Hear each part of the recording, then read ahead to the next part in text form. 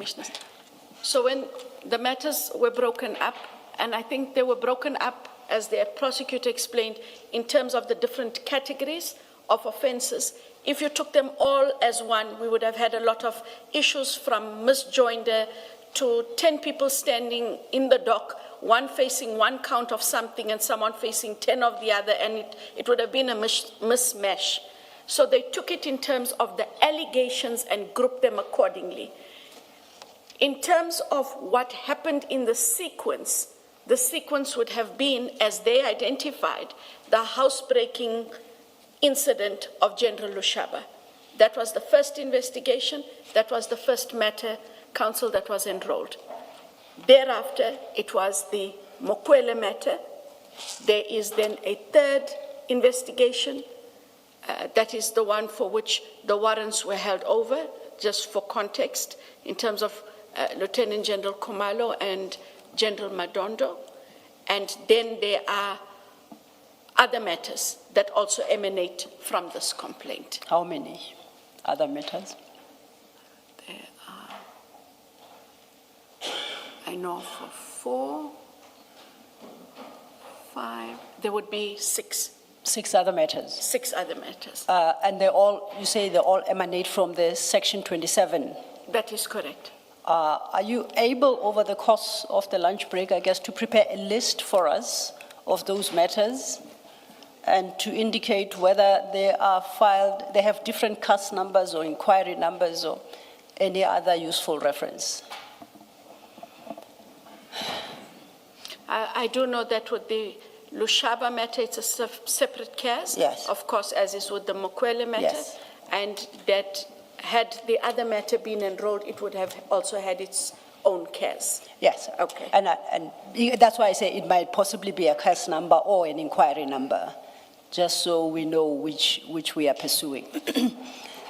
Now that we have started with the Section 27 referral, let's for a moment go back to Section 27 of the NPA Act. Before you do that, can I just check that the attorneys have given you a copy? Because I saw that you were struggling. Can they just make sure that they give you the copy of the Act? Oh, apologies. I'd assume the witness perhaps was... I do. I'll keep this one here. Yes. I think Yeah, I do she's have got her one. own version. And, out of habit, I noticed that when Chair was engaging you, you were struggling finding... I think it's because I had too many documents on my table, Commissioner Khumalo. So we took the extra effort to ask the attorneys to make a copy and put it in a file. Thank you very much. Thank you, And then Commissioner. I'm going to be respectful and use the file that was made available. Thank you. I think so, Advocate Johnson, after all that effort, right? Yes. So- and the few trees that we might have. Absolutely. Yes. Absolutely. We are now at Section 27. And Section 27 tells us the affidavit, what the affidavit contemplated therein must contain. Correct?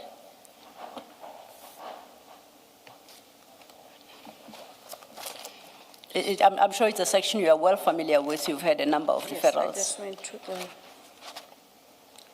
just went to the wrong side. Sorry. I am there. Thank you. Section 27. Yes.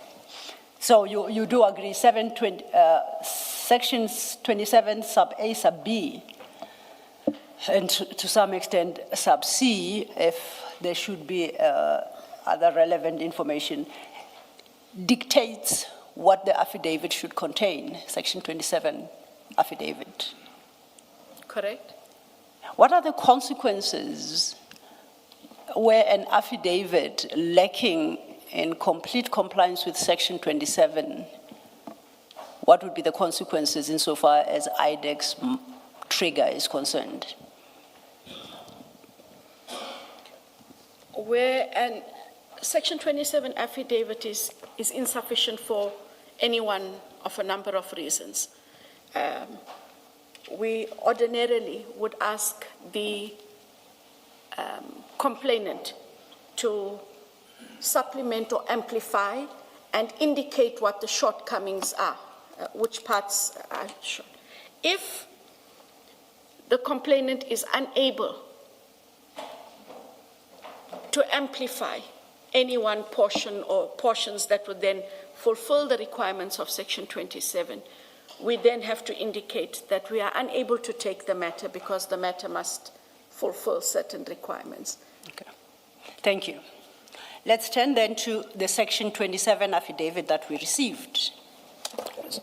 Do you do this, that is a request for a supplement? Do you do that in all instances where an affidavit is lacking in the necessary detail? Chair, especially where just from a glance, it would seem that they're just missing something and there's a likelihood it falls within the mandate. You ask them, and when they amplify and you say, okay, it still falls short, Okay, then so we don't. that's exactly what I wanted to find out. So reading it, you are of the view that it does fall within your mandate, but you just want a supplement on certain specific issues or on a specific issue. But at least it's already there within the realm, as it were. Correct, Chair. Meaning, if it's woefully hopeless, you just reject that, correct? That is correct. All right, thank you. Just follow up on that by way of an example or question. So we're looking at 27 and the requirements thereof. If you're given an affidavit that says, I suspect that money is being stolen, that's A. So they've told you the nature of the suspicion. And then they don't tell you the grounds on which the suspicion is based. And whatever else they say in C does not tell you the grounds on which the suspicion is based. There's been a non-compliance with B, right? What do you do? You would then check if they have a source of information. That So is, you would what still do you ask base them? it on? Sorry. So you would, even if they haven't set out grounds in their affidavit, they simply say, I suspect money is being stolen. You're saying you then ask them for a supplementary affidavit? No, if it's just, I suspect, and there's nothing more to it, then it does not fulfill. And so... Because sorry, Commissioner. Yeah, no, Kira? You have to be mindful of the prodding. Yes. And trying to elicit something they know they should tell you. Because what does happen is, ordinarily, without saying what you want, we are able to engage a Section 27 referral and indicate these are the requirements. Your affidavit does not make out these requirements. And there and then, in almost most cases, people are able to say, well, I gave you what I have. And that just finishes that part of it. Thank you. And when people tell you, I gave you what I have, and there are clearly no grounds in that affidavit, what does IDEC do? It may be, Council, that it is insufficient for the purposes of IDEC. Where it has been insufficient for the purposes of IDEC, but we are aware that it could go to the detectives and/or it could go to the DPCI, we write to the referral, or to the referee, I apologize, to indicate whilst this does not comply with IDEC's mandate, you are able to refer this matter to the detectives. We are writing to, so we do two things. We inform the complainant where they can go to, and then we also write to the agency that we are able to send it to, together with a copy of whatever information might have been received. We have also been able to do that where, for example, it is something that is civil in nature, but falls within the mandate of the SIU. And we would say to them, you might be able to find recourse here with the SIU. So we don't just leave them in the lurch if, in fact, it does make out allegations that are investigated by a different agency. We write to them, we write to the agency, and we send that material as well.